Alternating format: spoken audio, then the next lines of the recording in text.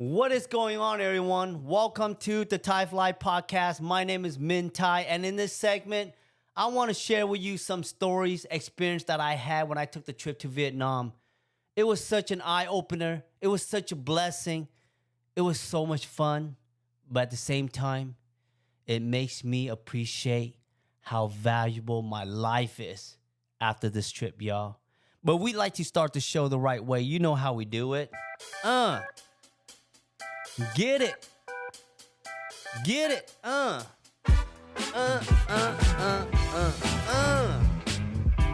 All right, y'all. Everybody just calm down. So look, it's been years. I haven't been back to Vietnam because my kids, they're young. I don't want to drag them to another country. I have a 9, a 7, a 4, and that 4-year-old one right there is a handful. So now that he's about to turn 5, I told my wife, I say, look, babe, why don't we take a trip to Vietnam? I miss Vietnam. I haven't been back. I want to see how the country looks like. So this time we decided to go to Hanoi and Da Nang. Because a couple times we always go to Saigon or Da Nang. This time I want to visit the north. I hear a lot of good stuff about it. And I also want to visit Da Nang because that's where I grew up.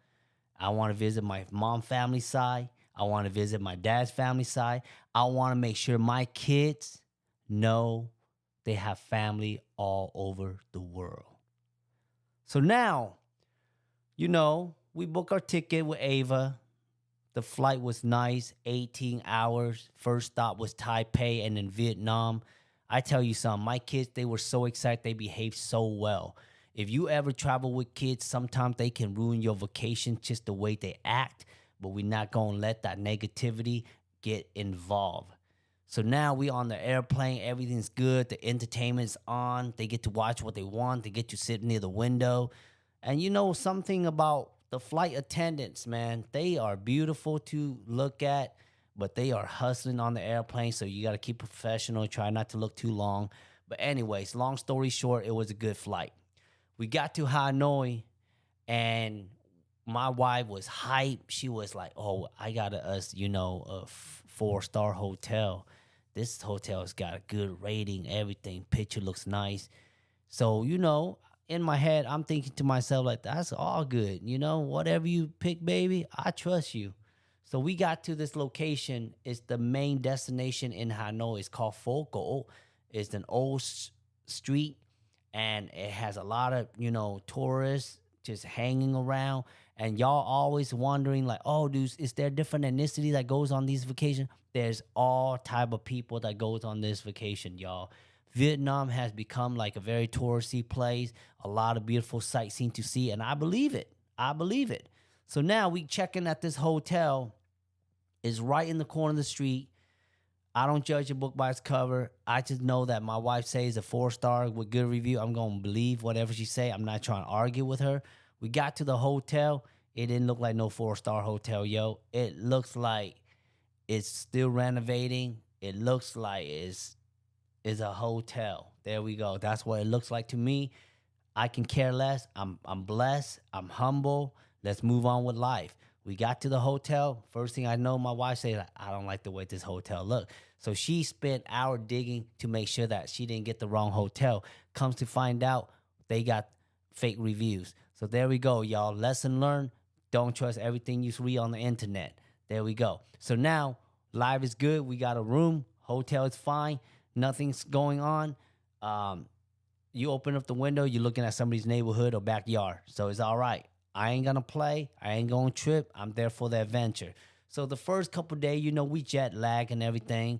And then when you jet lag, you gotta sleep in. Like you trying to fight it, but you can't. The moment you lay down on the ground, you lay on the bed, you close your eye, 5 hours in. You don't even know it. That's what jet lagging is about. So first couple days we took it easy. We just kind of go out, buy some food. I got a haircut. And then we decided to stop by the old railroad track. This is where you see people drinking coffee right by the railroad. And the moment the train come, they pack the whole thing up. They push you to the wall. making sure that nobody's hurt. So in my head, this is my first experience. The first thing I got there is you got the security from the front to the end. He selectively pick who can go into these railroad and have coffee. Luckily, something about my handsome face, they let us in, and then we just sat there, drinking coffee. It's 45 minutes before the next train, and these trains are set from schedule, and you get so many people gathering around this tracks, right? And in your head, you worry because you're like, what if the train come? Because in America, when the trains come, you ain't moving, you ain't staying nowhere. You just stay in one place. I was worried about that, but these people who live on these railroad tracks, they got all figured out. They can see the train 3 miles away. They signaling everybody saying the train is coming. They make sure you are ready, prepped. So how do they prep?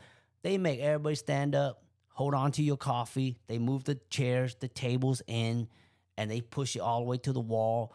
All the people just stand up, fall in direction, leaning to the wall. Make sure your back is touched to the wall. And I'm thinking like, oh man, this is gonna be crazy because this train, when it goes by, you gonna see your hair be flying. Okay, so that's what I'm thinking.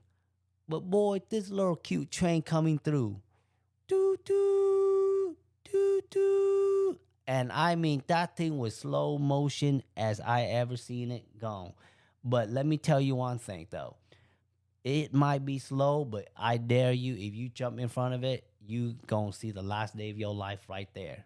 Right there, flat surface. Like, I don't care how slow the train go. If that thing's gonna run you over, you gonna be somewhere, but you ain't gonna be on this earth, okay? So, yeah, it was a great experience. I turned around, my kid was enjoying a great time because they never see a train that close. And there was passenger in the train, so that was awesome. Now, one thing I find it very interesting about Hanoi is that they got a lot of Michelin restaurant. Like some of these Vietnamese restaurant, like they got the Michelin sign on it. So I try a couple and they are tasty. The pho in Hanoi is something else, yo. The pho in Hanoi, you don't need basil, bean sprout. You got all that ingredients in America. Man, they bring out bowl pho. It is tasty. So of course, when you spend money in Vietnam, it's so little. Like your $1 can buy so much. Your $100 can feed yourself 3 days, for real, or 4 days. That's how much U.S. dollar worth compared to Vietnam dollars. Okay, now, when you guys go on the street, you gotta see people, open up like random businesses, and they don't make a lot. You feel bad for them. I feel bad. And this is where it's an experience because when you see people working in like a tough environment and they making so little, you so appreciate about the life that you have, and we shouldn't be complaining. You know what I mean?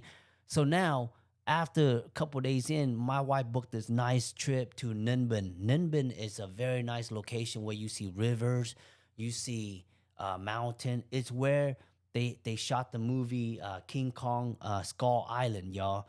And it is so beautiful. That trip was so worth it. I think we pay for the whole family. It's probably like $90 or 100 something. But you get to go to 4 locations. The first stop was the Kingdom of the North. You got the restaurant under the mountain. You got bike riding in the mud, and you go on a raft, like where you get to go on like under 3 water cave, and then you get to go 500 step up to like a nice scenic of a temple.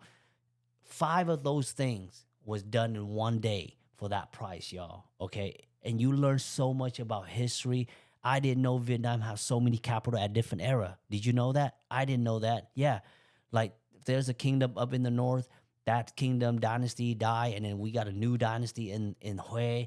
So I tell you all of that, all about it, okay? So after that trip, everything was good. We went, get ourselves freshened up around Hanoi, and then we flew to Da Nang. Da Nang was where I was born, but Da Nang is so beautiful now, y'all, because it has so many bridges. There's the ocean, the lake, the river. It's so much easy to drive. And also when I got to Da Nang, that's when my Asian blood kicks in. I start getting on the motorbike. I took my whole family. Boy, I got the whole family on one motorbike, y'all. Okay, the only person who was wearing a helmet is me and my wife. I sit as a driver. I got my little one in the front. I got my two kid in the back, and I got my wife way up in the back. The reason why my wife's in the back is because if anything happens, she's the first one to jump out. She stay alive, take care of the kids while I just sacrifice. That's what it. That was my plan, y'all. So in Da Nang, of course, we try not to do too much, but that never works when you're on vacation. I love waking up every morning, sitting by the street, drinking coffee. And when I'm drinking coffee, I always see people going back and forth, selling stuff like scratchers, food. And I always want to help them out, y'all. But of course, you can't help them all. The world is so big. You can only do so much at the moment that you're there because I know how valuable our money is. And people work so hard, 10 hours a day, they make less than $8. Come on, y'all. How is that not an eye opener?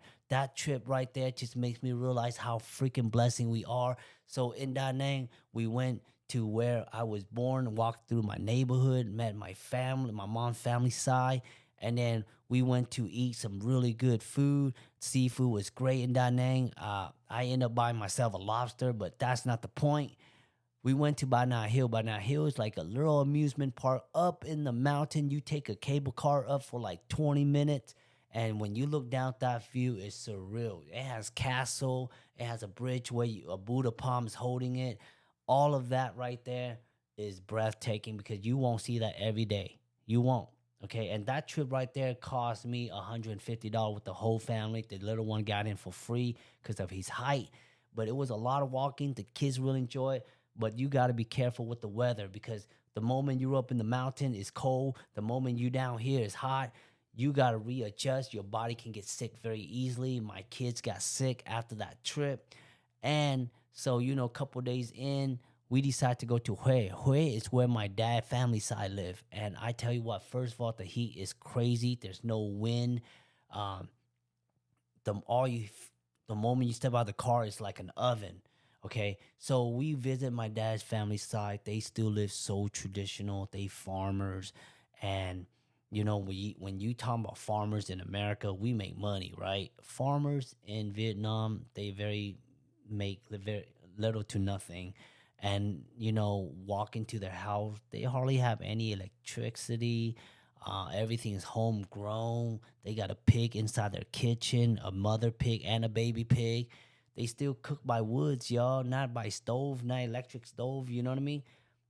That is the scene that I want my kids to experience. I want my kids to have that experience so that they can see.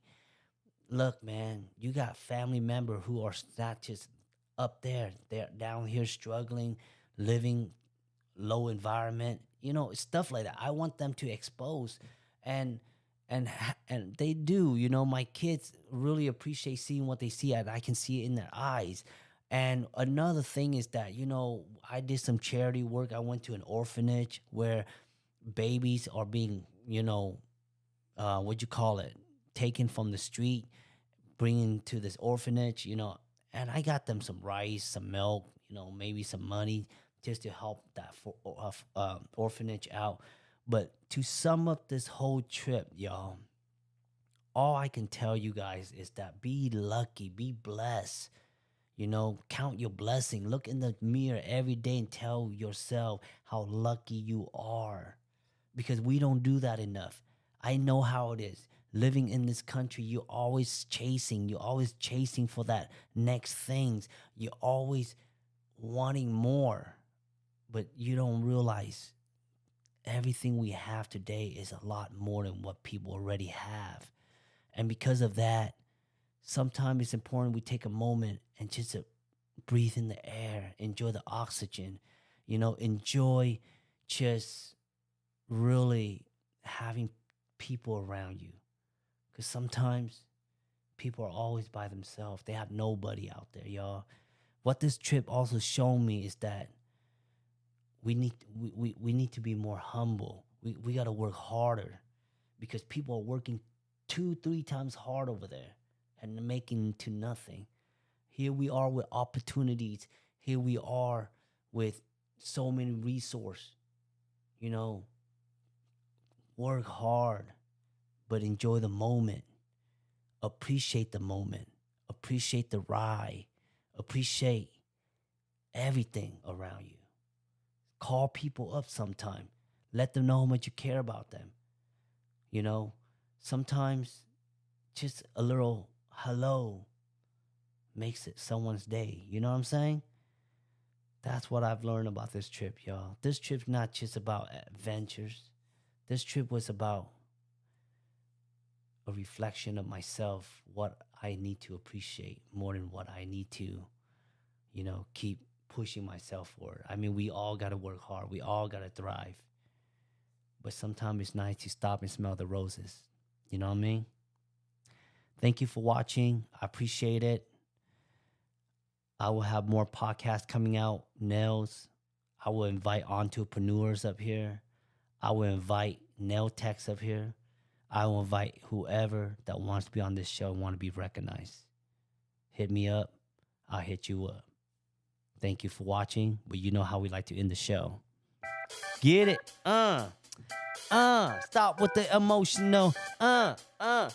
Get it. Thanks for watching, everybody. I appreciate y'all so much. Till next time.